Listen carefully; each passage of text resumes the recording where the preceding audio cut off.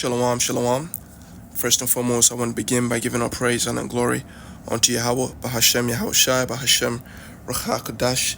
Double honors to the elders and to the apostle Great Millstone, and enough respect to the brothers that are out there pushing and spreading the gospel of Yahweh, Bahashem Yahushai to the four corners of the world. Now, through the spirit and power of Yahweh, Bahashem Yahushai, I just want to do a quick lesson on this article, which is entitled AR-15 Star Rifles Rose to Iconic Status in the United States via marketing and militarization. But before we get into it, let's get 2 Ezra chapter 15, starting from verse 4. It says, "For all the unfaithful shall die in their unfaithfulness. Behold, saith the Lord, I will bring plagues upon the world, the sword, famine, death, and destruction. For wickedness has exceedingly polluted the whole world, the whole earth, and their hurtful works are fulfilled. Therefore, saith the Lord, I will hold my tongue no more as touching their wickedness, which they profanely commit. Neither will I suffer them in those things in which they wickedly exercise themselves. Behold, the innocent and righteous blood crieth unto me, and the souls of the just complain continually." Yeah. And then verse 14, it says, "Woe to the world and them that dwell therein, for the sword and their destruction draweth nigh. And one people shall stand and fight against another, and swords in their hand. For there shall be sedition amongst men, and invading one another. They shall not regard their kings nor princes, and the course of their actions shall stand in their power." And this is what, when we see articles like this is what we anticipate. People read these things and they think, oh, it's just political stuff and it's going to die down. But those of us who follow the instructions that were given in chapter 9, 2 Ezra chapter 9, verse 1, it says, "He answered me then and said, Measure thou the time diligently in itself." Yeah, those of us who obey this commandment, when we see things that the world will, naturally brush off, we are skeptical about these things. We look at it and we put two and two together, and we can understand that this actually is what the scriptures meant when it said that it's going to be on a scale that has never been seen, like forever. That has never been seen before. One people shall stand up and fight against another, and if they do these things, if they fight against another, if there's insurrection or anarchy, completely civil wars, and everybody has in their hand an AR-15 gun, what do you think? How much death do you think is going to happen? A lot, right? Let's continue on. "Measure thou the times diligently, and when thou seest part of the signs pass, which I have told thee." Right? So, in essence, we don't wait until there's a full-blown civil war, people killing in the street, for us to start preaching this word. We're supposed to, preach this word and believe in it as though it comes to pass, even when we see the slightest bit of information that kind of speaks for prophecy, that speaks on behalf of prophecy. Even when we see little information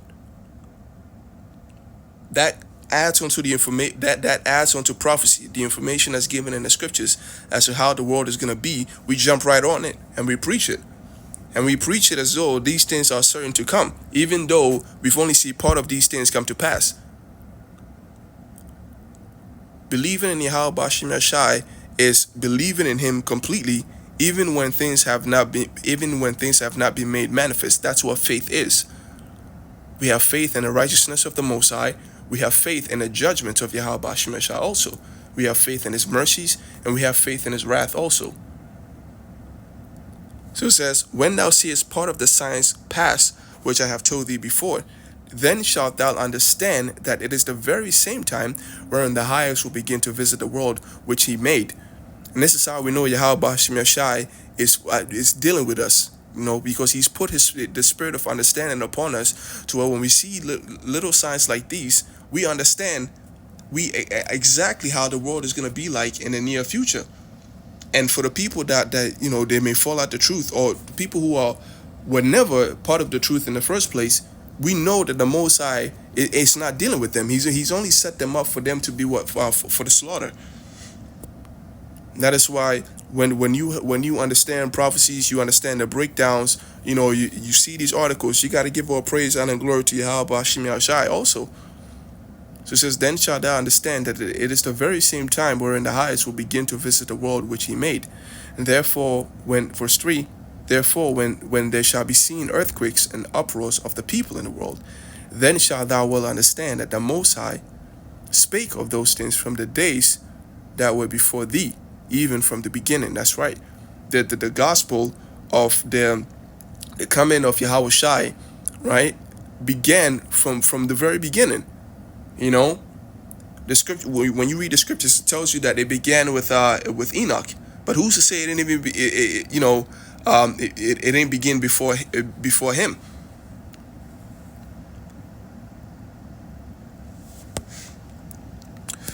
So let's get into it. It says, Loveland, Colorado, July 19, from Reuters. It says, conservative politicians pose with AR-style rifles for Christmas card portraits. Churches in deep red states give them away at raffles. Demonstrators on both sides of the political divide tote them at protest. It says a bill in Congress supported by conservative representatives even wants to designate the AR-15 style rifles as a national gun of the United States. The AR platform of rifles, used in several of the most notorious and deadly mass shootings in American history in the past 2 decades, is in the spotlight again because a would-be assassin used one on Saturday to shoot former President Donald Trump, grazing him on the ear. This is the year of the Most High turning things up. Literally, the firepower is crazy. There's more missiles being shot, in wars. Now there's actual guns in people's hands, like more. The article is saying that the sales have boosted. All right. Let's see.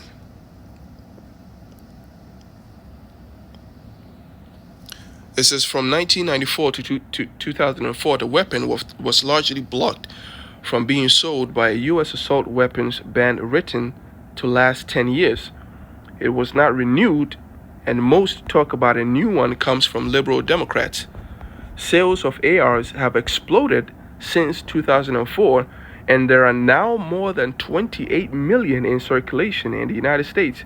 According to the National Shooting Sports Foundation, the Trade Association for Gun Makers. Chris Waltz, a Georgia-based gun salesman and founder of the popular AR-15 Gun Owners of America group, said the AR-15 style weapon became emblematic, right, of guns rights advocates' resistance to liberal attempts to ban weapons. And I have a feeling that this hate, right, like when you talk about like the liberals and the conservatives, the hate, against the liberals is something that's gonna, when the scriptures talks about the civil wars, I think it's gonna happen when the liberals are in power, because them the ones that are bent on people being helpless and completely dependent on the government. So it's gonna be in a situation where, maybe they will be in power and then they're gonna try something outrageous, right? Maybe it's a reckless, spending of the of like government funds, or it's just gonna be that they just want to get rid of all guns and then people revolt. And then that's when you're going to see all these groups, these militias that have been training for the end of the world. That's when they're going to come out in the streets. And what happens when a police is outmanned and outgunned? They're going to abandon their roles.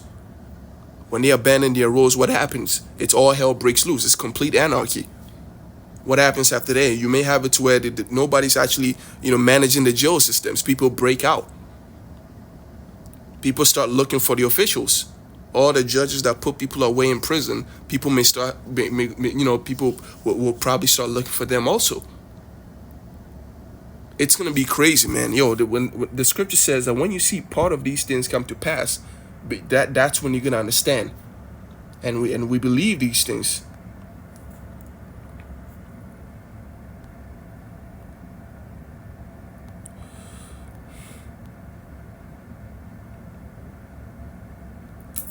Let's see.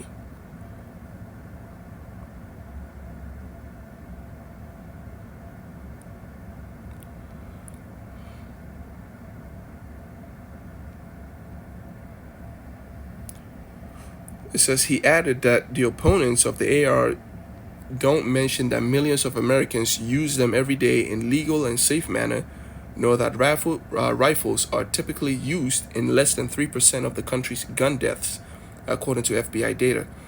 The end of the national weapons ban coincided with American growing military mindset following the 9/11 attacks in 2001 and the subsequent Afghanistan and Iraq wars. The AR-15 platform obtained a foothold in civilian culture unlike any weapon before it. So you see how the things that are being made manifest now actually started, the process of that started like way back. When people's attention were glued on the television screens and on soldiers in the Middle East and all these things, you had policies being changed that were affecting American lives at home. See, this is how the Most High works. This is why we are charged to watch and pray, to be a watchman. A watchman ain't supposed to sleep, man. A watchman is supposed to watch, but not just watch and be in a trance or just like enjoy the scenery. He's supposed to be alert. If you on a tower and you're watching, you see a man and one man on a horse. You look at him like with a keen eye. It's a whole bunch of work that goes into being a watchman, but it's summed up, as being alert. And this is pretty much what we're doing. All right, so this is part of the signs that have come to pass. Hey, Lord willing, the Most High turn the heat up all the way, and then which ultimately means that the kingdom be established, and we don't got to deal with this wicked society anymore. All right, so with that, I'm gonna end right there. Shalom. Yahweh Shem Shai Brakatham to all the Akims and Akwafs to listen in truth and sincerity. Yahweh Shem Shai Brakatham. May the blessing of relation be upon the house, and may we continue on in the faith, and may the Most High make us glad, in news such as this. So I'm gonna end right there. Until next time, Shalom.